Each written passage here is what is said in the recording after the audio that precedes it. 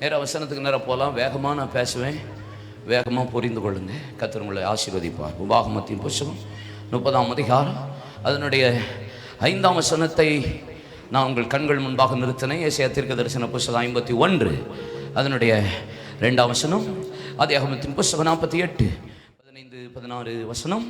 இதை எல்லாவற்றையும் உங்கள் கண்கள் முன்பாக நிறுத்தினேன். ஆதியாகமத்தின் புத்தகம் 26ஆம் அதிகாரம் அதனுடைய 20 சில வேத பகுதிகள் உங்களுக்கு காண்பித்து கொடுத்தேன். ஆண்டவர் உங்களுக்கு கொடுக்கிற தேசத்தில் உங்களை சுதந்திரிக்க பண்ணுவார், உங்களுக்கு நன்மை செய்வார், உங்களை அங்கே கொண்டு போய் சேர்ப்பார். அது மாத்திரமல்ல, பிதாக்களை காட்டிலும் உங்களை பெருக பண்ணுவார். யாரை காட்டிலும்? பிதாக்களை பார்க்கிலும் கர்த்தர் நம்மை பெருக பண்ணுவாராக. இந்த வார்த்தை என்கிட்ட ஆண்டவர் தெளிவாக என்கிட்ட பேசினார். நேரா அப்படி என்கவுண்டர் கர்த்தரன் கொடுத்தார். அது உள்ள ஆழமா பதிந்தது. பிதாக்களை பார்க்கிலும் கர்த்தர் நம்மளை பெருக பண்ணுகிறவே. காலையில் உங்களுக்கு காண்பித்து கொடுத்தேன். ஆபிரகாம கர்த்தர் ஆணையிட்டு கொடுத்து ஆசீர்வதித்தார். ஒருவனாய் இருக்கையில் உங்கள் தகப்பனாகி ஆபிரகாம் உங்கள் பெற்ற சாராளை நோக்கி பாருங்கள், ஒருவனாய் இருக்கையில் அவர்களை அழைத்து அவர்களை கர்த்தர் பெருக பண்ணினார் என்பதாக. எங்கெங்கெல்லாம் பெருக பண்ணினார் என்று ஆதியாகமத்தின் புத்தகத்தில் உங்களுக்கு காண்பித்து கொடுத்தேன். ஈசாக்கை கர்த்தர் ரெகோபோத் பழுகி பெருகும்படி கர்த்தர் அவனுக்கு இடம் உண்டாக்கினார். ஈசாக்கை எங்கெங்கெல்லாம் ஆசீர்வதித்தார் என்று காண்பித்து கொடுத்தேன். யாக்கோபை தேவன் பெருக பண்ணினார். அவனை கோலும் தடியோடு புறப்பட்டவனை 2 பரிவாரங்களாய் கர்த்தர் ஆசீர்வதித்தார். யாக்கோபு இல்லப்பா நீ இஸ்ரவேல் என்று முழு தேசத்துக்கும் அவனை ஆசீர்வாதமாய் கர்த்தர் மாற பண்ணினார். ஆதியாகமம் 48 15 16 என்னை பிறந்த நாளிலிருந்து இந்நாள் வரைக்கும் நடத்தின தேவன் எனக்கு ஆதரவாக இருந்தார் என்று யாக்கோபு சொல்லிவிட்டு எப்ராயிமையும் மனாசையும் ஆசீர்வதித்து அவனுக்கு முன்பாக இளையவனுக்கு முன்பாக மூத்தவனை நிறுத்தி, மூத்தவனுக்கு முன்பாக இளையவனை நிறுத்தி ஆசீர்வதிக்கும் போது மூத்தவனை பார்த்து சொல்றார், அவன் பெருகுவான், ஆனால் இளையவன் அவனை காட்டிலும் அதிகமாக பெருகுவான். உன் முற்பிதாக்கள் பெருகுவார்கள், ஆனால் அதுக்கு அடுத்த ஜெனரேஷன் அவர்களை காட்டிலும் கர்த்தர் பெருக பண்ணுவார். ஆமென். அந்த பெருக்கத்தை தான் கர்த்தர் நமக்கு தரப்போகிறார். பல காரியங்களை நேற்று இரவும் இன்னைக்கு காலையிலும் உங்களோடு பேசினேன். ஆனால் ஒரே ஒரு விஷயத்தை மாத்திரம்தான் இன்னைக்கு சொல்லி முடிச்சு ஜபிக்க போறேன். இது அந்த ப்ரேயர் ஓரியன்டாகவே உங்களுக்கு போகும். இதை பிடித்து கொள்ளுவோம். இதை மாத்திரம் செய்ய நம்ம அர்ப்பணித்து விட்டோமானால் சீக்கிரமா தேசம் எழுப்புதலை பார்க்கும். கர்த்தர் நம்மளை பெருக பண்ணுவாராக. ஆமென். சங்கீதம் 22 சொல்லப்பட்டிருக்கிறது, பிதாக்கள் கர்த்தரை நம்பினார்கள். நம்பினார்கள். அப்படி பார்த்து பிளாங்கா ஒரு ஃபெய்த் இருந்தது பிதாக்களுக்கு. அப்படி பிளாங்கா நம்பினார்கள். அதனால தான் பிதாக்களை அவர் விடுவித்தார், பிதாக்களை அவர் விடுவித்தார் என்று போடப்பட்டிருக்கிறது. பிதாக்கள் உம்மிடத்தில் நம்பிக்கை வைத்தார்கள். நம்பிக்கை வைத்ததுனால பிதாக்களை அவர் விடுவித்தார் என்று வேதம் சொல்லுகிறார். அப்படின்னா பிதாக்களுக்கு இருந்த ஒரு பெரிய நம்பிக்கை என்ன? அவரை பார்க்கல, அவர் எப்படின்னு கேட்கல. ஓ, ஆண்டவர் திடீர்னு நோவாவுக்கு தரிசனமாகி, நோவா உன்னை இந்த நீதிமானாய் கண்டேன், என் கண்களில் உனக்கு கிருபை கிடைச்சது. நான் சொல்ற கொப்பேர் மரத்தினால நீ இந்த முளத்துல, இந்த அகலத்துல, இந்த உயரத்துல ஒரு பேழையை கட்டு. இமீடியட்டா நோவா சரண்டர் himself, தேவ சமூகத்தில் தன்னை ஒப்பு கொடுத்து நம்பினான். ஆபிரகாம் உன் நிலத்தையும் தேசத்தையும் தகப்பன் வீட்டையும் விட்டு நான் காண்பிக்கிற தேசத்துக்கு போ. உடனே நம்பினான், யோசிக்கவே இல்லை, உடனே நம்பினான், உடனே நம்பிக்கை வைத்தான் என்று வேதம் சொல்லுகிறார். ஒரு யோசிக்கவும் இல்லை. நம்முடைய பிதாக்கள் அப்படிதான் நம்பினார்கள். வேதத்தை வாசித்து பாருங்க. மோசேக்கு கர்த்தர் அங்கே யாத்திராகமத்தின் புத்தகம் 3ஆம் அதிகாரம் 7 9 வசனத்துல, ஓ உன்னை நான் ஆசீர்வதிக்கிறேன், உன்னை நான் பெருக பண்றேன்னு சொல்லல. அங்க சொல்றார், உபத்திரவத்தை பார்க்கவே பார்த்தேன், நாளொட்டிகளை நிமித்தம் விடுகிற கூக்குரலை கேட்கவே கேட்டேன். எகிப்து தேசத்துல இஸ்ரவேல் ஜனங்கள் படுற பாடுகள், எகிப்தியர் இஸ்ரவேல் ஜனங்கள் ஜீவனை கசப்பாக்குறத நான் கண்ணோக்கி பார்த்தேன்ப்பா. உன்னை நான் இந்த ஜனங்களுக்கு நான் தகப்பனா, பார்வோனுக்கு உன்னை தேவனா மாத்த போகிறேன், நீ அவங்களை விடுதலையாக்கி கொண்டு வான்னு சொன்ன போது மோசே நம்பிக்கை வைத்தான். அது மாத்திரமல்ல, ஆண்டவரே என்ன நீர் அனுப்புகிறே, உம்முடைய நாம என்னன்னு இஸ்ரவேல் ஜனங்கள் கேட்டா நான் என்ன சொல்லுவேன்? அவர் சொல்றார், இருக்கிறவராகவே இருக்கிறேன் என்று சொன்னவர் உன்னை அனுப்பினார் என்று சொல். இருக்கிறேன் என்பதுதான் என் நாமம். சோ நாமத்தை கூட சொல்ல முடியாத காலத்துல தான் பிதாக்கள் இருந்தாங்க. பிதாக்கள் பிளாங்கா நம்பினார்கள். பிதாக்களுக்கு தேவனுடைய நாமத்தை சொல்றதுக்கு கூட ஒரு உரிமை இல்லை. அந்த மாதிரி தான் பிதாக்கள் இருந்தாங்க. ஆமென் சொல்லுங்களேன்.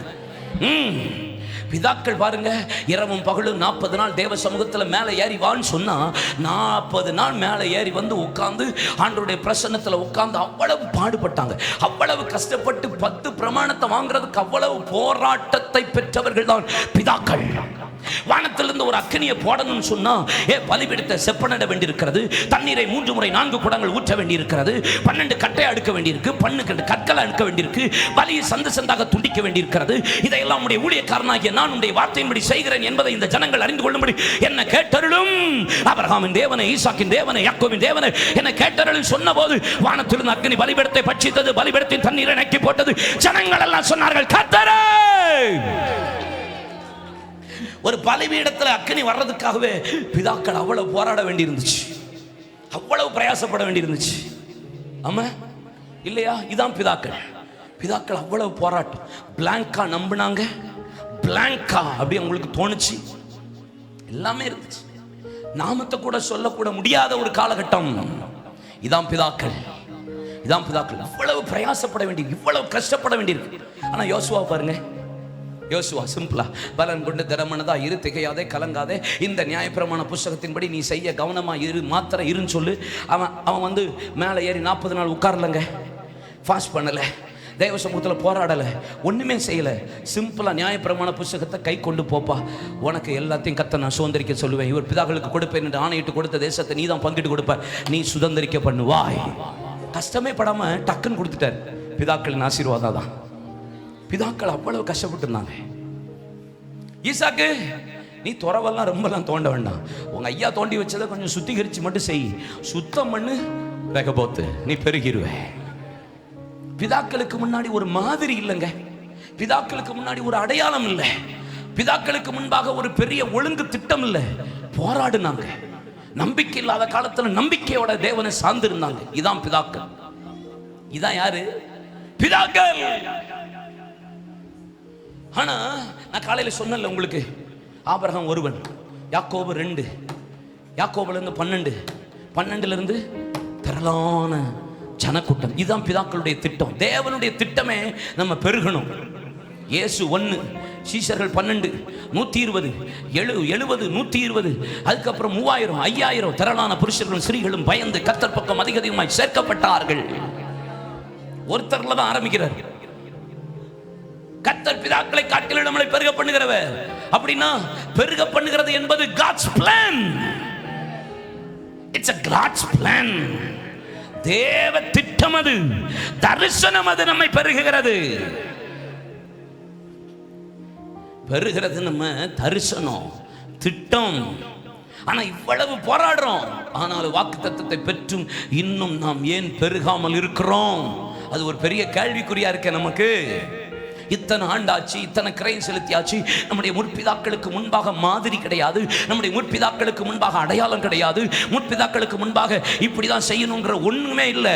எலியா பாருங்க, அவ்வளவு பலிபீடத்துக்காக செய்தான், அவ்வளவு பிரயாசப்பட்டான். ஒரு மலையை வர வைக்கிறதுக்கு தேவ சமூகத்தில் மூங்கப்பற விழுந்து அங்க ஜெபம் பண்ண வேண்டியிருக்கு 7 முறை. இவ்வளவு பாடுகள், இவ்வளவு பட்டான். ஆனா எலிசா அப்படி இல்லை, சிம்பிள் சிம்பிள் சிம்பிளா 13 அற்புதத்தை மறிச்சதுக்கு அப்புறம் 14 அற்புதத்தை அப்படி சிம்பிளா செஞ்சுட்டு போனா. அதுதான் பிதாக்கள் பாடுபட்டு அவர்கள் ஆக்கி வைத்த பெருக்கத்தை இன்றைக்கு கர்த்தர் லகுவாய் கர்த்தர் நம் கையில கொடுத்திருக்கிறார். அல்லேலூயா. முன்பு தூரமா இருந்தது, இப்போ நமது வாய்க்கு பக்கத்திலே கர்த்தர் கொடுத்திருக்கிறார். நாம பெருகியாகணும். ஆமென். பிதாக்களை காட்டிலும் கர்த்தர் நம்மளை பெருக பண்ணுகிறவர். Price God. அல்லேலூயா. 1 பேதுரு 2ஆம் அதிகாரம் 21ஆம் வசனத்தை வாசிச்சு பாருங்க. வேதம் என்ன சொல்லுகிறது? யோவான் 13ஆம் அதிகாரத்தை வாசிச்சு பாருங்க. அங்க வேதம் சொல்லுகிறது, நீங்கள் அழைக்கப்பட்டு அவர் பாடுபட்டு உங்களுக்கு முன்பாக மாதிரியை வைத்து, என்ன நீங்க தொடர்ந்து வரும்படி உங்களுக்கு முன்னாடி என்ன வச்சுட்டு போனாராம்? மாதிரியை வச்சுட்டு போயிருக்காரு. இயேசு நமக்கு முன்னாடி ஒரு பெரிய மாதிரியை வச்சுட்டு போயிருக்காரு. பிதாக்கள் நமக்கு முன்னாடி ஒரு பெரிய மாதிரியை வச்சுட்டு போயிருக்காங்க. கரெக்டா இல்லையா? சொல்லுங்க சொல்லுங்க. மாதிரி எப்படி பாடுபட்டு நீங்கள் தம்முடைய அடிச்சுவடுகளை பின்பற்றுவிடும்படி அவர்கள் மாதிரியை வச்சுட்டு போயிருக்கார். யோவான் 13ஆம் அதிகாரத்தில் இயேசு சொல்லுகிறார், ஆண்டவனாகிய நானே உங்கள் பாதங்களை கழுவுவேன், நானா நீங்களும் ஒருவர் காலை ஒருவர் கழுங்கப்பா என்று நான் உங்களுக்கு மாதிரி செய்ய அப்படிங்கிறாரு. ஒரு மாதிரி, an example. அதனால தான் அப்போஸ்தலனாகிய பவுல் கொரிந்தியர் 11ஆம் அதிகாரத்தில் எழுதும்போது சொல்லுகிறார், ஒன்று கிறிஸ்துவை பின்பற்றுங்கள், இல்லை என்றால் என்னை பின்பற்றுங்கள். அவருடைய அச்சு அடையாளங்களை என் சரீரத்தில் தரித்திருக்கிறேன். பிதாக்களுக்கு முன்னாடி மாதிரி இல்லை, பிதாக்களுக்கு முன்னாடி அடையாளம் கிடையாது, பிதாக்களுக்கு முன்னாடி அடிச்சுவடு கிடையாது, பிதாக்களுக்கு முன்னாடி எந்த குறிப்பும் கிடையாது, பிதாக்களுக்கு முன்னாடி ப்ளூ பிரிண்ட் கிடையாது. எல்லாம் கஷ்டப்பட்டு போராடி எல்லாத்தையும் பாடுபட்டு வாங்கியிருக்காங்க. அவங்களே அவ்வளவு பெருகிடாங்கன்னா எனக்கு முன்னாடி மாதிரி இருக்கு, எனக்கு முன்னாடி அடையாளம் இருக்கு, எனக்கு முன்னாடி குறிப்பு இருக்கு, எனக்கு முன்னாடி எல்லா ப்ளூ பிரிண்டையும் கத்த தந்திருக்கிறார். அப்ப நான் எந்த அளவு பெருகணும் பாஸ்டர்? நானும் என் சிறு சபையும் ஊழியங்களும் குடும்பங்களும் எந்த அளவு பெருகணும்? அல்லேலூயா. இயேசு யோவான் 14ஆம் அதிகாரத்தில் சொல்லுகிறார், மெய்யாகவே மெய்யாகவே நான் உங்களுக்கு சொல்லுகிறேன், என்னை விசுவாசிக்கிறவன் நான் செய்த கிரியைகளையும் செய்வான், என்னை விட. கேட்கல, என்னை விட அப்படின்னா என்ன அர்த்தம்? நீ ஆபிரகாமை விட பெருகிறது மாத்திரமல்ல, ஈசாக்கை விட பெருகிறது மாத்திரமல்ல, யாக்கோபை விட பெருகிறது மாத்திரமல்ல, மோசேயை விட பெருகிறது மாத்திரமல்ல, தாவீதை விட சாலமோனை விட நம்ம பெருகிறது மாத்திரமல்ல. இயேசு விரும்புகிற பெரிய தேவ திட்டமும் தரிசனம் என்ன தெரியுமா?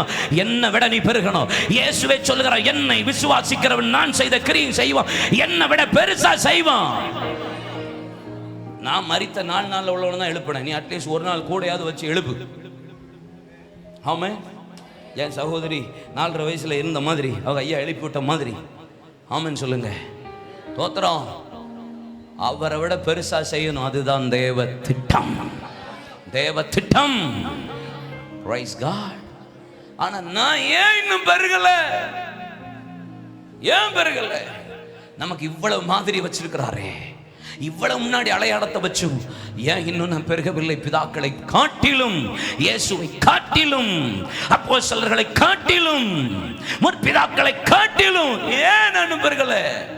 எனக்கு முன்னாடி இயேசு தான் ஜெப மாதிரி. மார்க் 1ஆம் அதிகாரம் 35ஆம் வசனம், மத்தேயு 14ஆம் அதிகாரம், மத்தேயு 26ஆம் அதிகாரம், இதெல்லாம் வாசித்து பாருங்கள். இயேசு இருட்டோட எழும்பி போய் ஜெபித்தார், விடிய காலம் ஜெபித்தார். இயேசு அற்புத அடையாளங்களை செய்ததற்கு பின்பாக ஜெபித்தார். 5 அப்பம் 2 மீன் 5000 பேருக்கு போஷித்து அங்க 12 கூடையை எடுத்ததுக்கு பின்னாடி அவர் போய் திரும்ப போய் ஜெபம் பண்ணினார்.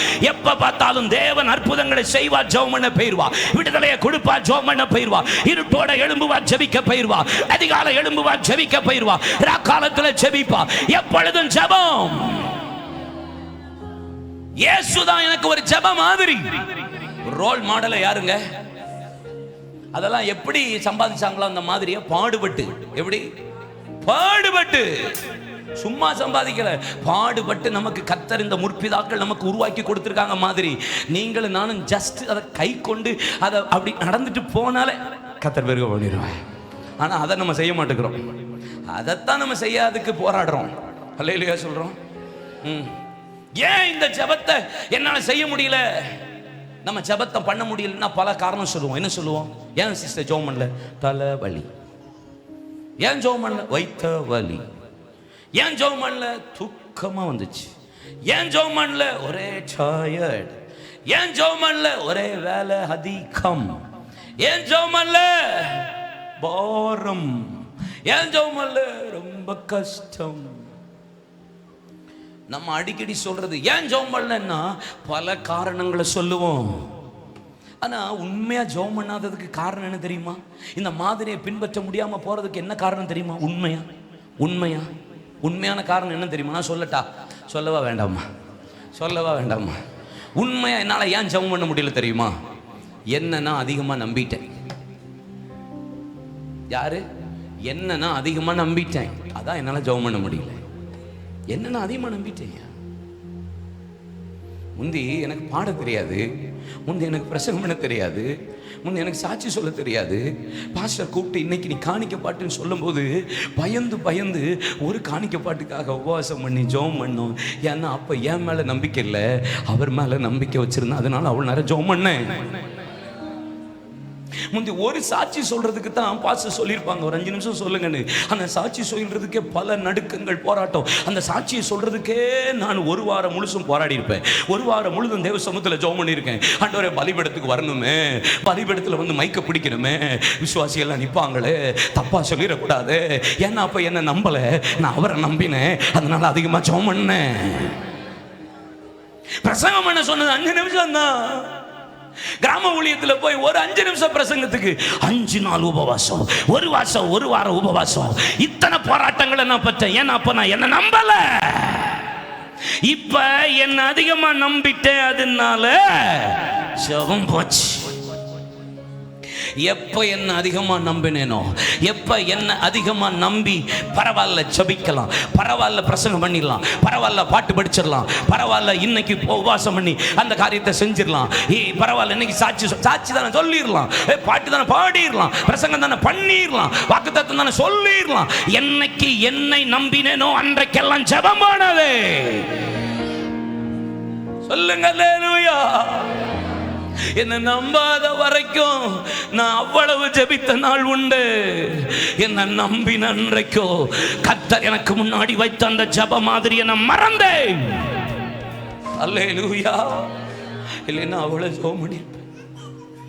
ஆமென். என்னைக்கு இந்த ஜெப மாதிரி போச்சு, என்ன நம்பிட்டேன். சப்போர்ட்டிங் சிஸ்டத்தை சில நேரம் நம்பிடுவோம். என்னது சப்போர்ட்டிங் சிஸ்டம்? சொல்லுங்க, சப்போர்ட்டிங் சிஸ்டம்.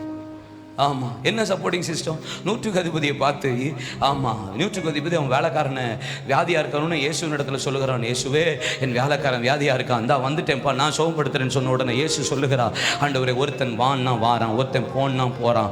ஆமா, ஒருத்தன் வான்னா வாரான், ஒருத்தன் போன்னா போறான். என் வேலைக்காரன் ஒருவன் அதை செய்வானால நீங்க செய்யக்கூடாது. Supporting system. ஒருத்தன் வான்னா வாரான், ஒருத்தன் போன்னா போறான். எனக்கு அவ்வளவு சப்போர்ட்டுக்கு ஆள் இருக்கு. ஆனா நான் அதை நம்பல. ஒரு வார்த்தை, say one word, that is called prayer. அதுதான் மாதிரி. நீங்க ஒரு வார்த்தை சொல்லிருங்க, அதை மாத்திரம் நான் பிடிச்சிட்டு ஓடிடுவேன், நான் பெருகுவேன்.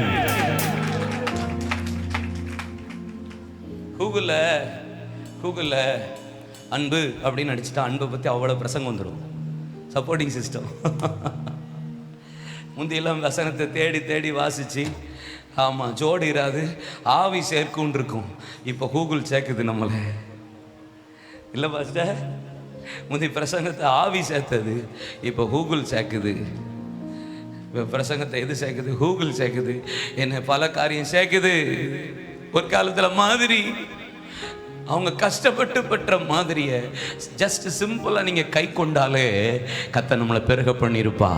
ஆனால் நம்ம அநேக சாக்கு போக்கு சொன்னது மாத்திரமல்ல, அதை விட முக்கியம், என்னை நம்பிவிட்டேன். That's why I'm not able to pray. என்னால ஏன் முடியல? நம்பிட்டேன். என்ன நம்பிட்டேன்ப்பா, என்ன நம்பிட்டேன். முந்தையெல்லாம் நமக்கு சட்டை ஷர்ட்டு அளவுக்கு எடுத்து டெய்லர் கடையில் போய் அளவெடுத்து தச்சிருப்போம். இப்போ பிள்ளைகள்லாம் XL, XXL, L, M, Sன்னு சட்டையை வாங்கி போட்டு போயிடுறாங்க. முந்தைய அளவை எடுத்து சட்டையை தச்சு ஃபிட்டாக இருக்கான்னு பார்ப்போம். கல்யாணத்துக்கு கோட்டு கீட்டு எடுத்துட்டோம்னா அதுக்கு 2-3 தடவை போய் அதை பிடிச்சி இங்கே பிடிச்சி எல்லாம் ஆஸ் எடுத்து அப்படி எல்லாம் பண்ணுவாங்க. அதெல்லாம் பண்ணி முடிச்ச பிறகு ஒரு ஆஸ் எடுத்ததுக்கப்புறம் அந்த சட்டைக்கு அப்படி ஒரு ஆஸ் எடுத்துட்டோம்னா அதுக்கப்புறம் ஈஸி. மாதிரி மட்டும்தான் கஷ்டமாக இருக்கும். அதுக்கப்புறம் ஜஸ்ட் அந்த நம்பரை மட்டும் சொல்லிட்டா போதும், அதே நம்பரில் கரெக்டாக தச்சுட்டு வந்துக்கிட்டே இருப்பாங்க, ஈஸியாக இருக்கும். மாதிரி மட்டும்தான் கஷ்டம். நமக்கான மாதிரி இருக்கு, அதை செய்யறதுக்கு சொல்றதுக்கு பண்றதுக்கு மாத்திரம் தான் முடியல. ஏன்னா நம்மளை நம்பிட்டோம். ஹல்லேலூயா, ஆமென். ஜெப மாதிரி. என்ன மாதிரி? ஜெப மாதிரி. எனக்கு முன்னாடி ஜெப மாதிரி கர்த்தர் வைத்திருக்கிறார். சரி, என்னோட திருப்பிக் கொள்ளுங்கள். தானியேலின் புத்தகம் 9ஆம் அதிகாரம். உங்களுக்கு எல்லாருக்கும் தெரிந்த பிடித்த ஒரு வேத பகுதி 23ஆம் வசனம். பிரியமானவனே தானியேலே, நீ மிகவும் பிரியமானவன். நீ ஜெபிக்கு முன்பாகவே கட்டளை வெளிப்பட்டது. சொல்லுங்க, வெளிப்பட்டது. தானியேலுக்கு ஒரு வாக்குத்தத்தம் வருது. நீ ஜெபிக்கிறதுக்கு முன்னாடியே கட்டளை வெளிப்பட்டது.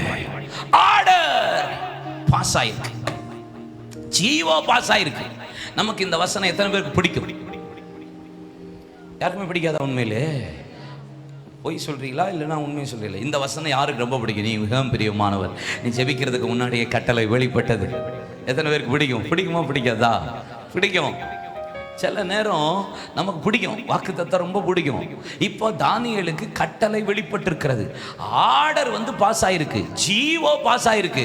இன்னும் அவன் கையில் இன்னும் அந்த ஆர்டர் சேரலை. ஆமென் சொல்லுங்க. ஆமா, எத்தனை பேர் அமேசான்ல பிளிப்கார்ட்ல ஆர்டர் போடுறீங்க?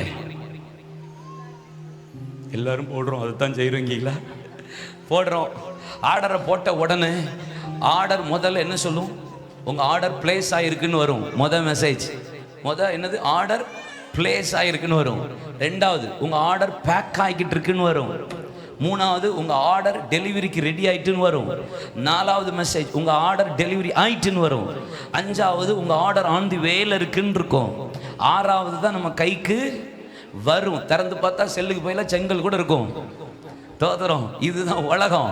அப்போ தானியேலே கட்டளை வெளிப்பட்டது என்று சொன்னால் ஜஸ்ட் ஜிஓ பாஸ் ஆயிருக்கு, ஆர்டர் பாஸ் ஆயிருக்கே ஒழிய இன்னும் பேக் ஆக வேண்டியிருக்கு, பார்சல் பண்ண வேண்டியிருக்கு, அது பார்சல் ஆகி வெளியே வர வேண்டியிருக்கு, ஆந்து வேலை வர வேண்டியிருக்கு, உங்க கைக்கு வந்து சேரணும்.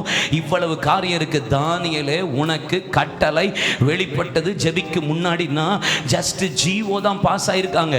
இன்னும் ரோடு போடுறதுக்கு ஜிஓ பாஸ் ஆனா ரோட அளப்பான், அது எவ்வளவு போடுவான், அதுக்கப்புறம் தான் வந்து கிளீன் பண்ணுவான், அதுக்கப்புறம் தான் ரோட போடுவான், அது மெட்ரோவா போடுவான், அது என்ன ரயில். இந்த திருவனந்தபுரம் ரோடு இன்னும் போட்டுக்கிட்டே இருக்கான், பல வருஷமா இன்னும் போட்ட பாடா இல்லை. ஆனாலும் நான் போராடி தூத்துக்குடியிலேருந்து 3.5 மணி நேரம் டிராவல் பண்ணி உங்க ஏரியாவுக்குலாம் வரேன். நீங்க ஜோம் பண்ணல பார்த்துக்கோங்க. தோத்துறோம். அவன் ஜீவோ பாஸ் ஆகி இன்னும் ரோடு அங்க சாங்ஷன் ஆகலாம், முடியல, இன்னும் முடிக்காம வச்சிருக்கிறான். அந்த பாருங்க களியக்காவலைக்கு தாண்டி அந்த பக்கத்துல ரோட்ல போய் தான் ட்ராண்டத்துக்கு போய் ஜாயின் பண்ண வேண்டியிருக்கு. ஜீவோ என்னைக்கோ பாஸ் ஆயிட்டு, ஆனா ரோடு போட்டு முடியல. அதே போலதான் கட்டளை வெளிப்பட்டிருக்கிறே தவிர இன்னும் என் கையில வாக்குத்தத்தம் வரல. அப்படின்னா இதை அறிந்து கொண்ட தானியேல் தேவ சமூகத்தில் 3 வாரம் அளவும் புசியாமல் குடியாமல் அவனுக்கு பிரியமானதை ஒன்றும் எடுத்துக்கொள்ளாமல் பரிமள தைலத்தை ஒன்றும் பூசாமல் தேவ சமூகத்தில் 21 நாள் ஜெபிக்கிறான். ஆனா பெர்சிய ராஜா அவனுக்கு விரோதமாய் எழும்பி வந்து நின்றான். ஜீவ பாஸ் ஆயிருக்கு, ஆனா அது என் கையில கிடைக்கணும்னா ஜப மாதிரி அவன் தொடர்ந்தான். 21 நாள் ஜப மாதிரியை தொடர்ந்தான். பெர்சிய அதிபதி வந்து நின்று ஸ்டே வாங்கினான். பிடிச்சு இழுத்தான். சில நேரம் நமக்கு கொடுக்கப்பட்ட வாக்குத்தத்தங்கள் இன்னும் கையில வராமல் தாமதித்துக் கொண்டிருக்கிறது என்றால் பிசாசு ஸ்டே வாங்கியிருக்கான். அதுக்கு நீங்கள் 21 நாள் ஜப மாதிரியை பின்பற்றி ஆகணும். அப்பனா பெருகிருவீங்க. அதனாலதான் அவன் பத்திரத்துக்கு கையெழுத்து வைக்கப்பட்டது என்று அறிந்தும் தவறாதபடி அந்தி சந்தி மத்தியான வேளையில 3 வேளை எருசலேமின் பலகணி வழியாக பார்த்து எருசலேமை பார்த்து ஜெபிச்சான். தானியேல் ஞானம் உள்ளவங்க, ஞானம் உள்ளவன், நட்சத்திரத்தை போல உள்ளவன்.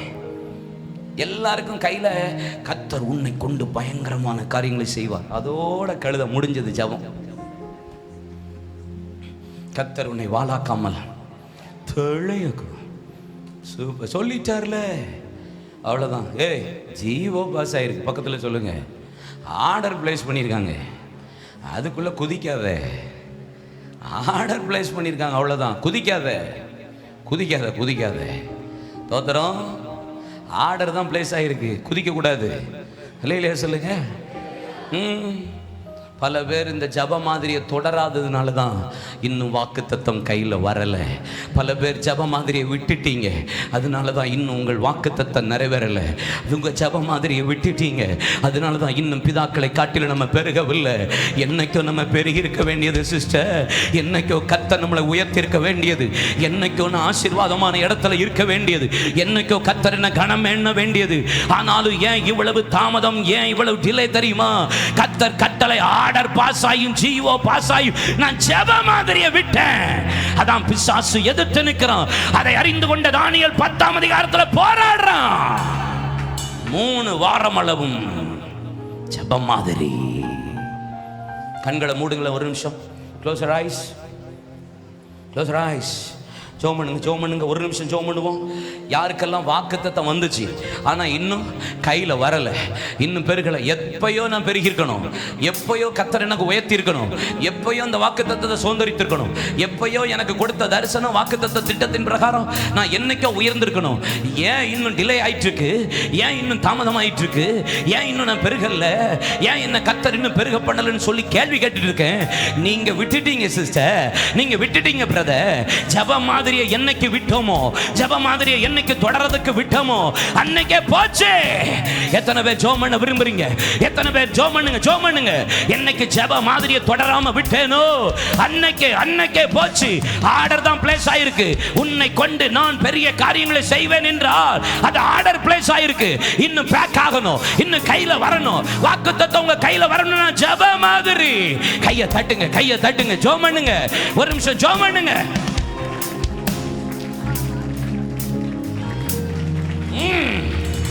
என்னைக்கோ நான் எங்க இருக்கணும், என்னைக்கோ போயிருக்கணும், என்னைக்கோ வலது பரமும் இடது பரமும் இடம் கொண்டு நான் பெருகி இருக்கணும்.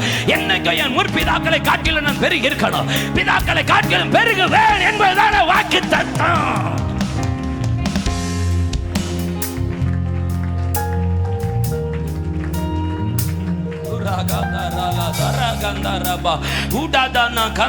நான் வந்து என்ன நம்பிட்டேன் அதான் ஜெபம் போச்சு பிரதர். என்ன நம்பிட்டேன் அதான் ஜெபம் போச்சு சிஸ்டர். எத்தனை பேர் சொல்றீங்க, ஆண்டவரே உம்மை நம்பின காலத்துல நான் அதிகமா ஜெபித்தேன், என்ன நம்பினதுனால ஜெபம் போச்சு.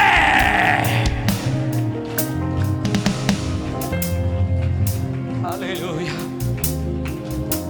ஹalleluya, ஆமென். என்னைக்கும் நான் பெருகி இருக்கணும். ஆர்டர் பிளேஸ் ஆனதுக்கே அந்த குதிச்சிட்டேன். ஆர்டர் பிளேஸ் ஆனதுக்கே ஜபத்தை முட்டுட்டேன். ஆர்டர் பிளேஸ் ஆனதுக்கே உபவாசத்தை நிறுத்திட்டேன். பிசாசு அதான் ஸ்டே வாங்கிட்டான். அந்த பையன் ஜபத்தை நிப்பாட்டிட்டான், ஸ்டே வாங்கிட்டான். ஆனால் தானியேல் தெரிஞ்சு போச்சு, ஒருத்தன் போராடுறான். நான் ஜப மாதிரியை தொடரணும். வெளிப்படுத்தினால் 2:10 சொல்லுகிறது, பிசாசானவன் உங்களை சிலரை 10 நாளில் காவல் வைப்பான். 10 நாள். சிலருக்கு ஒவ்வொரு கால பீரியட் இருக்கு. சிலருக்கு 10 நாள் இருக்கும். இஸ்ரவேல் ஜனங்களுக்கு 430 வருஷம் இருக்கும். நெகேமியாவுக்கு 52 நாள் இருக்கும். சிலருக்கு 12 வருஷம் இருக்கும். நிமிர முடியாத கூனிக்கு 18 வருஷமா இருக்கும். 38 வருஷம் பெரும்பாடுள்ள சிறுவன் ஒருத்தன் வந்து இயேசு பிறக்கிறதுக்கு முன்னாடி வியாதியா இருந்தவன் பெதசால் 38 வருஷம் இருந்தான். ஒருத்தனுக்கு 40 வருஷம் அலங்கார வாசல்ல இருந்தான். ஒவ்வொருவருக்கும் ஒவ்வொரு கால பீரியட் இருக்கு. ஆனா நான் சொல்றேன், உங்களுக்கு ஒரு ஆளுக்கு 10 நாள்ல கூட கர்த்தர் விடுதலை தருவா. சிலருக்கு 10 வருஷத்துல விடுதலை தருவா. சிலருக்கு நாளைக்கே கூட விடுதலை இருக்கலாம், ஒருவேளை நாளை கழிச்சு கூட இருக்கலாம். ஆனா வேதம் சொல்லுகிறது, பெதஸ்தால 38 வருஷத்துல விடுதலை ஆவேன் என்று சொன்னா அவன் பெதஸ்தால 38 வருஷம் தொடர்ந்தான். அதனாலதான் கர்த்தர் அவனை எழுப்பினார். நெகேமியா 52 நாள்ல அங்க எருசலேமை தொடர்ந்தான். அதான் 52 நாள் கட்டி முடிச்சான். 18 வருஷம் நிமிர முடியாத கூனி சதையில தொடர்ந்தா. அதனாலதான் அவளை கர்த்தர் நிமிர்ந்து நடக்க பண்ணி துள்ளி குதித்தா. உங்கள் வாழ்க்கை எங்கே தொடருகிறது?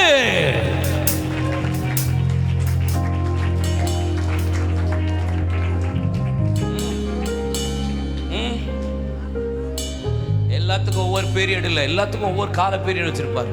ஆனா நம்ம தொடரணும். பக்கத்துல பார்த்து சொல்லுங்க, தொடருங்க. ஜெப மாதிரியை கொஞ்சம் தொடர்ந்து வாங்க. Praise God. தொடர்ந்து வாங்க. அல்லேலூயா. பிதாக்களை காட்டிலும் நான் என்னைக்கோ பெருகி இருக்கணும். ஜப மாதிரியை விட்டேன், என்ன நம்பிட்டேன், தொடரல. அதான் பிரச்சனை. என்ன செய்யல? தொடரல.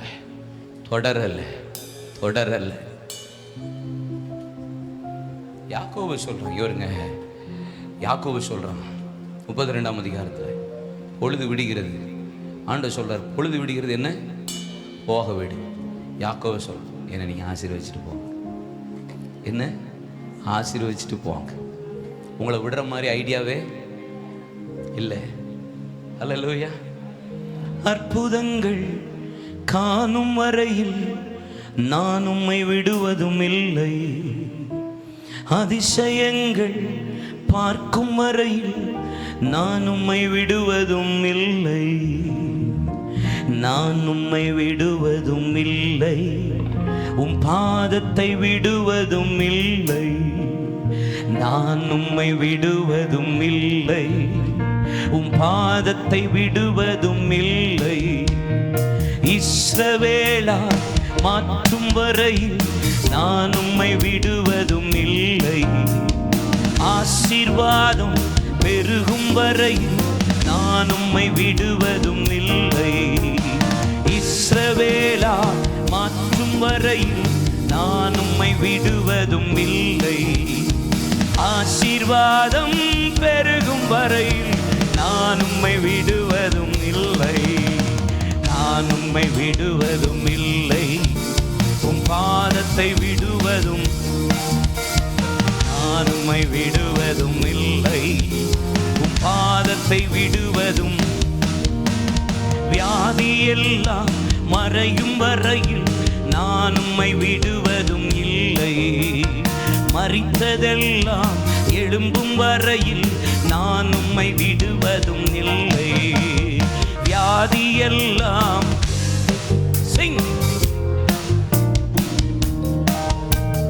மரித்ததெல்லாம் எழும்பும் வரையில் நான் உம்மை விடுவதும் இல்லை. நான் உம்மை விடுவதும் இல்லை. உம் பாதத்தை விடுவதும் இல்லை. நான் உம்மை விடுவதும் இல்லை. உம் பாதத்தை விடுவதும். அல்லேலூயா. ஜப மாதிரி என்னைக்கு போச்சோ, ஜப மாதிரியை என்னைக்கு தொடராம விட்டோமோ, என்னைக்கு நம்மளை நம்பினோமோ, அன்னைக்கே பெருக்கமும் போச்சு. அல்லேலூயா. யாக்கோபு சொல்றான், ஆண்டவரே என் டைமுக்கு நீங்க வர வேண்டாம், நீங்க என்ன ஆசீர்வதிங்க, நான் அது வரைக்கும் தொடர்ந்து ஜெபம் பண்ணுவேங்கிறான். அல்லேலூயா சொல்லுங்க. நான் சாட்டிஸ்ஃபைட் ஆகி எழும்புற மாதிரிலாம் இல்லை, நீங்க ஆசீர்வதிங்க. ஆண்டவரே சொல்றாரு, பொழுது விடியறது என்ன போக விடு அப்படின்னா அவர் டைமே கிராஸ் ஆயிட்டான் யாக்கோபு. இப்ப என் டைமே நீ கிராஸ் பண்ணி ஜெபம் பண்ற, அந்த மேட்டர்லாம் இங்க ஆகாது. உம்மை கிராஸ் பண்றனோ உம்ம டைமை கிராஸ் பண்றனோ விஷயம் இல்லை. நீங்க ஜெபம் முடியின்னு சொல்ற மாதிரி முடிக்க மாட்டேன், நீங்க என்ன ஆசீர்வதிங்க, அப்புறம் நான் முடிக்கிறேன். இதுதான் தொடர்கிறது. கையை தட்டுங்க. நான் பெற்றுக்கொள்ளுகிறவரை காம்ப்ரமைஸ் நீ பண்ண மாட்டேன், காம்ப்ரமைஸ் பண்ண மாட்டேன். பெற்றுக்கொள்ளுகிற வரைக்கும் ஜெபிப்பேன், பெற்றுக்கொள்ளுகிற வரைக்கும் போராடுவேன், பெற்றுக்கொள்ளுகிற வரைக்கும் பலவந்தம் பண்ணுவேன்.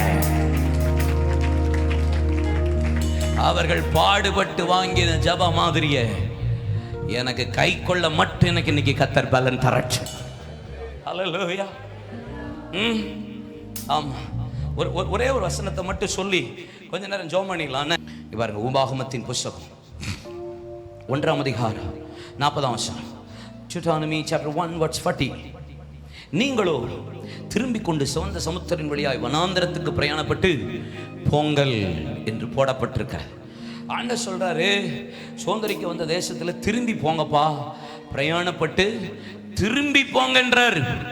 திரும்பி போங்க. ஏன் திரும்பி போங்கன்னு சொல்றாருன்னா 3 காரியம் அங்க சொல்லப்பட்டிருக்கிறது.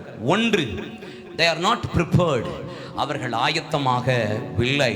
இரண்டாவது, time is not yet come, அவர்களுக்கு நேரம் இன்னும் வரவில்லை. மூன்றாவது, way is not perfect, வழி சரியாகவில்லை, பாதை சரியில்லை, நேரம் இன்னும் வரல. இன்னொன்று, நீங்க ஆயத்தம் ஆகல. அதனால you can do one thing, திருப்பி கொண்டு போங்கள், திருப்பி கொண்டு போங்க.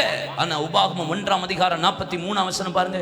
அப்படியே நான் உங்களுக்கு சொன்னேன், நீங்களோ செவி கொடாமல் கர்த்தருடைய கட்டளைக்கு விரோதமாக துணிந்து மலையின் மேல நாங்க பெருகியே ஆகணும் அப்படின்னு சொல்லிட்டு ஆண்டவர் சொல்லாரு, எப்பா நீ இன்னும் ஆயத்தமாகல, இது நேரம் இல்லை, வழி சரியில்லை. இவ்வளவு சொல்லியும் இஸ்ரவேல் ஜனங்கள் துணிந்து மலையிலே ஏறினார்கள். துணிந்து துணிந்து தவறான மாதிரியை பின்பற்றுகிறார்கள் இஸ்ரவேல் ஜனங்கள். என்ன மாதிரி? தவறான மாதிரியை பின்பற்றுகிறார்கள். 42ஆம் வசனம் 1ஆம் அதிகாரம் உபாகமம் 1:42 45 பாருங்க, டக்கு டக்குன்னு முடிக்கிறேன். அப்பொழுது கர்த்தர் என்னை பார்த்து, நீங்கள் உங்கள் சத்துருக்களுக்கு முன்பாக முறிந்து போகாதபடிக்கு. அப்படின்னா என்ன? நீங்க முறிந்து போயிருவீங்கப்பா. துணிந்து மலையில ஏறினீங்கன்னா, நீங்க தவறான மாதிரியை பின்பற்றி போனீங்கன்னா, முதல்ல சொல்றார் நீங்க முறிந்து போவீங்க. இரண்டாவது சொல்றார் நான் உங்கள் நடுவில் இருக்க மாட்டேன். மூணாவது சொல்லுகிறார் 45ஆம் வசனத்துல வாசித்து பாருங்க, நீங்கள் திரும்பி வந்து கர்த்தருடைய சமூகத்தில் அழுவீர்கள், கர்த்தர் உங்கள் சத்தத்தை ஜெபம் கேட்கல. ஏன் சரியான மாதிரியை பின்பற்றல, தவறான மாதிரியை பின்பற்றி மலையில ஏறி போவேன். நான் உங்களோட இருக்க மாட்டேன், முறிந்து போவீர்கள். கர்த்தர் சொல்ல நீங்க யுத்தம் பண்ண போக வேண்டான்றாரு. கடைசியில் சொல்ல உங்க சத்தத்தை நான் கேட்பதே கிடையாது, உங்க ஜெபம் பண்ணதை கேட்க மாட்டேன். அப்படின்னா என்ன அர்த்தம்? ஒரு வார்த்தை எழுதி வச்சிருக்கேன், சரியான சமயத்தில் ஜெபம் பண்ணவில்லை, அவுட் ஆஃப் டைம். சரியான நேரத்தில் ஜெபிக்க வேண்டிய நாம் ஜெபிக்க தவறுகிறோம். அதனாலதான் இன்னைக்கு பல பெருக்கத்தை நம்ம பார்க்க முடியல. நான் சத்தத்தை கேட்கலன்றாரு. ஏன் நான் ஜெபிச்சு இன்னும் கேட்கலன்னு உங்களுக்கு தோணுது இல்ல? ஜெபிக்கிறேன் ஏன்? ஆன் டைம்ல, பிரசன்ட் டைம்ல, ஜெபிக்க சொன்ன நேரத்தில் மாதிரியை பின்பற்றாம, மாதிரியை தொடராம, மாதிரிக்கு போராடாம, என்ன நம்பாம அவரை நம்பி நான் ஜெபிச்சிருந்திருப்பேன்னா எனக்கு கர்த்தர் பெருக பண்ணிருப்பா.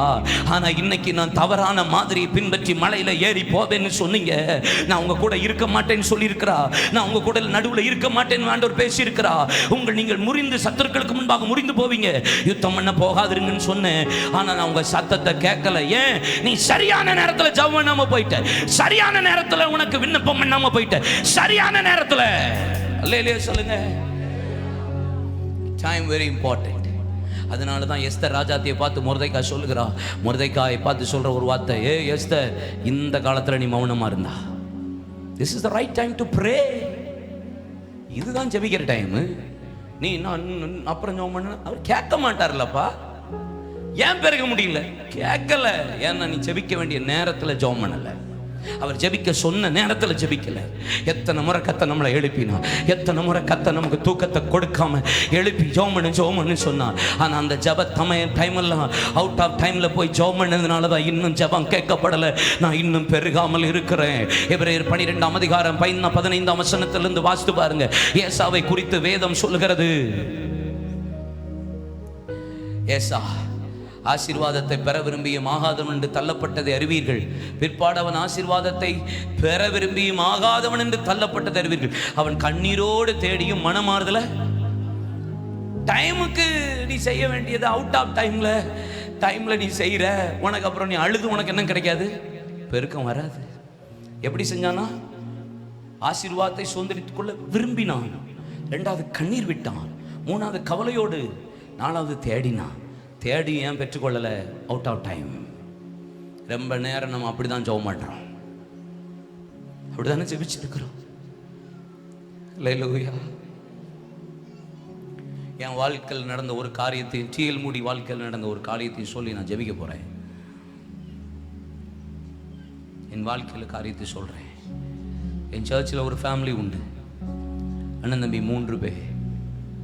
3 பேருக்கும் திருமணம் முடிந்துட்டு, அப்படியே தகப்பனார் சென்ட்ரல் கவர்மெண்ட்டில் எம்ப்ளாயியாக ஒர்க் பண்ணிட்டு இருந்தேன். நல்ல மனுஷன், சபைக்கு குடும்பமாக வந்துடும். நான் என்ன சொன்னாலும் கேட்பாங்க இந்த பயல். அவங்க அப்பா ரிட்டையர்ட் ஆனார். 8 லட்ச ரூபா பணம் வந்துச்சு. அந்த 8 லட்ச ரூபா பணம் டிலே ஆகிக்கிட்டே இருந்தது. ஜெபம் பண்ணுங்கன்னு என்கிட்ட வந்து சொல்லிக்கிட்டே இருப்பார்.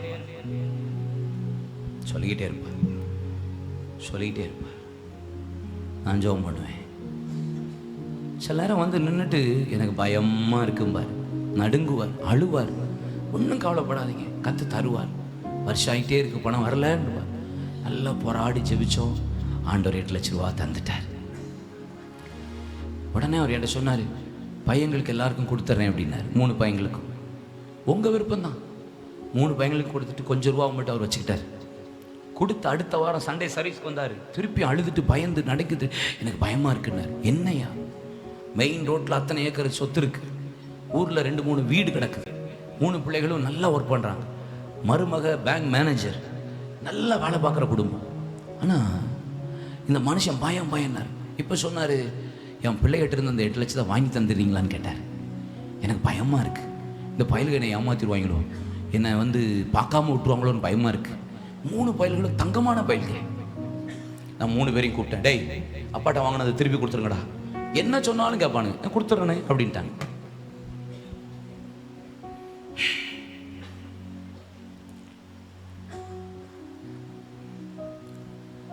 ஒரு ஞாயிற்றுக்கிழமை அவர் வரல. ஏன்டா வரல அப்படின்னு திருப்பியும் பயமா இருக்குன்னே சொல்றாருண்ணே. என்ன செய்யனே தெரில. சரிடா, செவ்வாய்க்கிழமை குடும்ப கூடுகைன்னு சர்ச்சில் நடத்துவோம், ஃபேமிலி பிளெஸிங் மீட்டிங். கூட்டு வந்துருங்கடா, அப்பாவை நான் ஜெபம் பண்ணுறேன் அப்படிங்கிறேன். இப்போது மண்டே காலையில் நான் ஜெபிக்கிறேன். என் ஆவியில் ஏவுது, அவரை போய் பாரு அப்படின்னு ஆவியானவர் ஏவுறார். போய் அந்த மனுஷனை போய் பார்த்து ஜெபம் பண்ணுன்னு ஏவுறார். நான் என்ன செய்கிறேன், செவ்வாய்க்கிழமை தான் காலையில் ஈவினிங் வருவார்ல, நான் அவரை பார்த்து ஜெபம் பண்ணிடுறேன் அப்படிங்கிறது என் மனசுக்குள்ளே ஓடுது. என் ஆவியாவது நீ போய் பாரு. எனக்கு அவ்வளோ ஒர்க் இருக்குது, அவ்வளோ வேலை இருக்குது. ஆனால் நான் சொல்கிறேன் செவ்வாய்க்கிழமை வந்துடுவார்ல அப்படின்ட்டு. செவ்வாய்க்கிழமை வந்துட்டு பையங்க மட்டும் தான் வரானுங்க. அப்பா காணோம். என்னடா அப்பா காணோம்? இல்லைண்ணே வரவே மாட்டேன்ட்டாரு, பயமாக இருக்குது, எனக்கு ஒன்றுமே செய்ய முடியலன்னு சொல்லி வீட்டுக்குள்ளேயே இருக்கிறாரு. சரிடா, நான் இப்போ சொல்கிறேன், நாளைக்கு காலையிலே வீட்டுக்கு நான் வந்துடுறேன், நீ பயப்படாதீங்க போங்க அப்படின்னு சொல்லி அப்பாட சொல்லி நான் வந்துடுறேன்னு சொல்லிட்டு காலையில் 5 மணிக்கு ஏர்லி மார்னிங் எனக்கு ஃபோன் வருது. தூக்கு போட்டு செத்துட்டார்.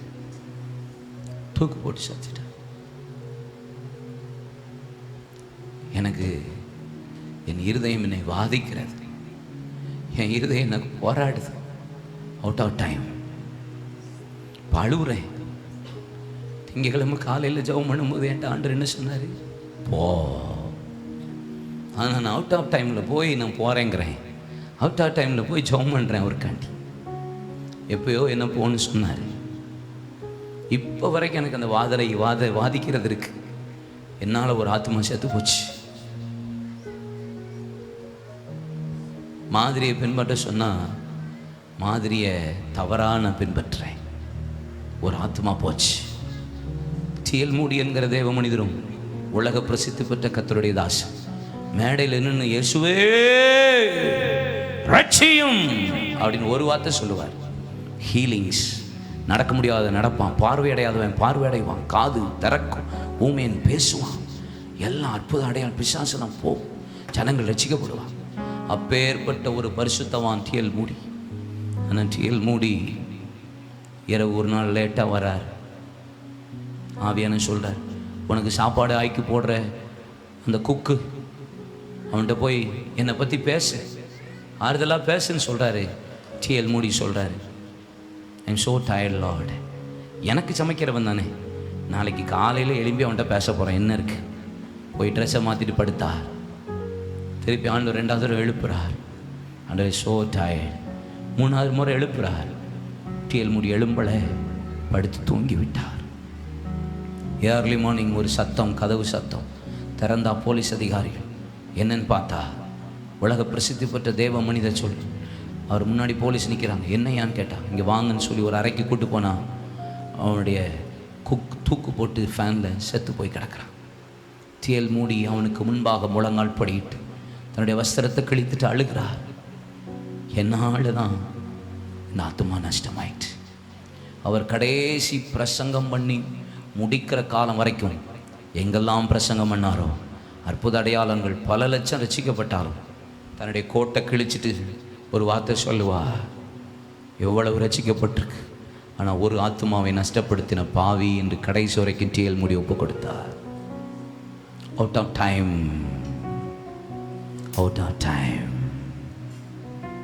எனக்கு முன்னாடி கஷ்டப்பட்டு பெற்ற மாதிரிகள், பாடுபட்டு வாங்கின மாதிரிகள், போராடி சம்பாதித்த மாதிரிகள், பெரிய வரைபடமாக எனக்கு முன்பாக கொடுக்கப்பட்ட மாதிரிகள், ஆனால் என்ன நம்பினேன், அதனால போச்சு. தவறான மாதிரியை பின்பற்றினேன், அதனால போச்சு. ஆர்டர் தான், வாக்குத்தத்தம் தான், ஜீவோ தான் பாஸ் ஆகிருக்கு. அதுக்கே குதிச்சு சந்தோஷப்பட்டு ஜபத்தை நிப்பாட்டிட்டேன். என்னைக்கு ஜப மாதிரியை தொடராமல் விட்டேனோ அன்னைக்கே பெருக்க போச்சு. என்னைக்கு அவுட் ஆஃப் டைமில் தவறான மாதிரியை பின்பற்றி போய் கூப்பிட்டேன், அவர் சத்தம் கேட்கலங்கிறார். என் செவிக்கு கேட்கல நீ ஜெபம் பண்ணது.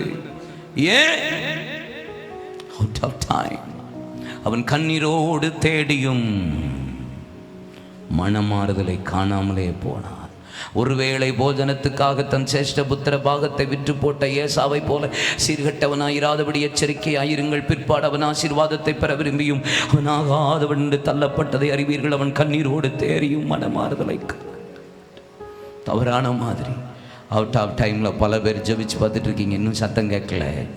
பட் இப்போ ஒரு ஜபம் பண்ண போகிறோம். இனி என்ன நம்பலை, உங்களை நம்ப போகிறேன். எழும்புறீங்களா?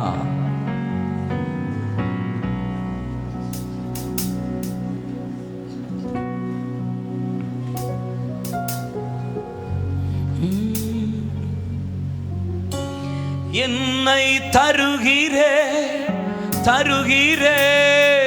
உன் கரத்தில், என்னை படைக்கிறேன் உம் பாதத்தில், உருவாக்குமே என்னை என்னைக்கோ நான் பெருகி இருக்கணும்ல. நம்ம பெருகிறது தேவனுடைய திட்டம், பெருகிறது தேவனுடைய தரிசனம், நாம் பெருகுகிறது தேவன் விரும்புகிற காரியம். 1 2 மாறணும், 2 12 மாறணும், 12 பல லட்சமா மாறணும்.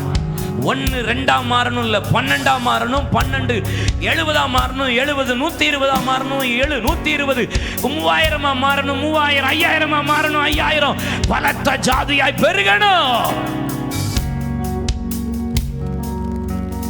பெருக்கம் என்பது God's plan, தேவ திட்டம். ஐயா ஏன் பெருகல? மாதிரியை விட்டுட்டேன், மாதிரியை தொடரல, என்ன நான் நம்பிட்டேன். தவறான மாதிரி அவுட் ஆஃப் டைம்ல ஜமிக்கிறேன். போராட வேண்டிய நான், பலவந்தம் பண்ண வேண்டிய நான் பண்ண மாட்டேங்கிறேன். அப்புறம் எனக்கு கத்த செய்யலன்னு உட்காந்து ஜப குறிப்பு எழுதி கொடுக்கிறேன். ஏன் நான் பெருகல? இன்னைக்கு கத்தர் என்ன பெருக பண்ண, என் குடும்பத்தை, என் கம்பெனியை, வியாபாரத்தை, வேலையை, ஊழியத்தை, சபையை, என்னையும் என் பிள்ளைகளையும் கத்தர் பெருக பண்ண போகிறார். எத்தனை பேர் நம்புறீங்க? எத்தனை பேர் விசுவாசிக்கிறீங்க? பிதாக்களை காட்டிலும் நீங்கள் பெருக வேண்டுமானா இந்த மாதிரியை நான் அப்பொழுது ஒப்பு கொடுக்கிறேன். இந்த மாதிரிக்கு என்ன அர்ப்பணிக்கிறேன். அந்த ஜெப மாதிரியின் அபிஷேகம், அவர்கள் கஷ்டப்பட்டு சம்பாதித்து கொடுத்த அந்த மாதிரியை ஜஸ்ட் இன்னைக்கு நான் கை கொள்ள எனக்கு அந்த கிருபையை தாங்க ஆண்டவரே, அந்த அபிஷேகத்தை தாங்க ஆண்டவரே, அந்த வல்லமையை தாங்க ஆண்டவரே. தவறான மாதிரியை மாத்திரம் நான் பின்பற்றாதபடிக்கு, அவுட் ஆஃப் டைம்ல நான் ஜெபம் பண்ணாதபடிக்கு அந்த ஜெப மாதிரி எனக்கு தாரும். கையை தட்டி ஆண்டவர்ட்ட கேளுங்க, வாயை திறந்து கர்த்தர்ட்ட கேளுங்க. ஐயோ ராதா ராகா, நீங்க ஜெபம் பண்ணுங்க. கண்ணீரோடு தேடியும் பல பேர் மன மாறுதலை காணாமல் போனீர்கள். ஏன் கர்த்தர் இன்னும் செவி கொடுக்க முடியல? ஏன் செவி கொடுக்கல? ஏன் செவி கொடுக்காம போனா? இது டைம் இல்ல, இது நீங்க ஆயத்தமாகல. பாதை சரியில்லை, திருப்பி கொண்டு போ. ராதா ராகா தாராகாபா. Hallelujah. Oh, ஆராதனை இயேசுவுக்கே, ஆராதனை இயேசுவுக்கே.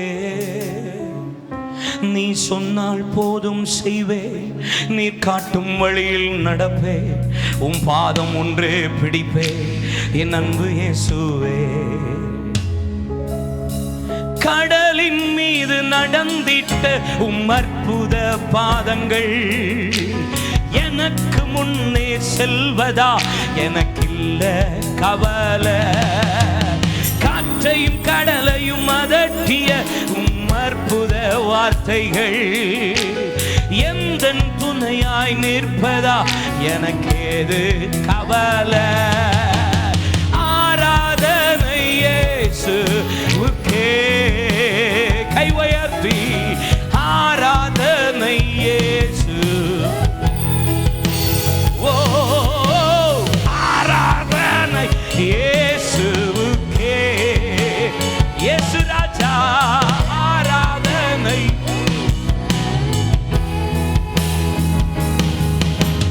பாதை எல்லாம் அந்தகாரம் சூழ்ந்து கொண்டாலும் பாதை காட்ட நேசருண்டு, பயமே இல்லையே. பார்வோன் சேனை தொடர்ந்து வந்து சூழ்ந்து கொண்டாலும் பாதுகாக்க கர்த்தருண்டு, பயமே.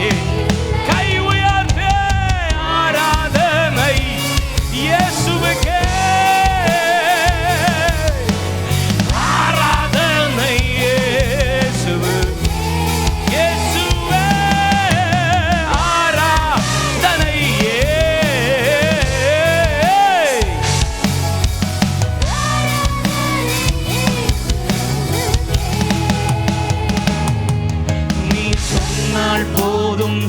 செய்வே, நீ காட்டும் வழியில் நடப்பே, உம் பாதம் ஒன்றே பிடிப்பே. எத்தனை பேர் திரும்ப சொல்றீங்க?